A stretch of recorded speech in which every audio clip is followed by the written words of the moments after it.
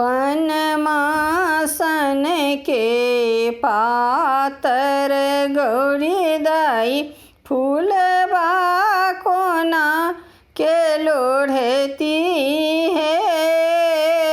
पनमासन के पातरी गौरी दाई फूलबा कोना के लोढ़ती है।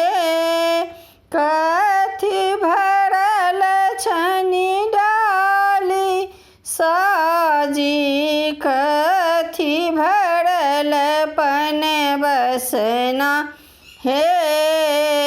कथी भरल छथि हमर गौरी दाई फूलबा कोना के लोढ़ती है। कथी भरल छथि हमर गौरी दाई फूलबा कोना के लोढ़ती है। पनमासन के पातरी गौरी दाई फूलबा कोना के लोढ़ती है। फूल भरल छनी डाली साजी, पान भरल पन बसना है।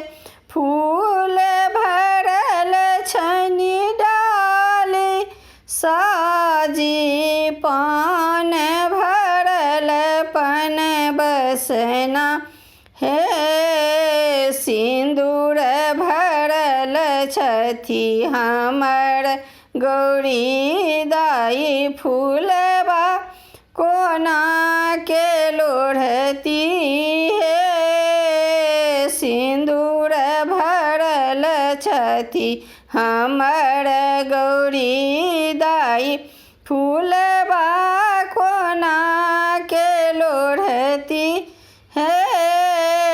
पनमासन के पातरी गौरी दाई फूलबा कोना के लोढ़ती है। पनमासन के पातरी गौरी दाई फूल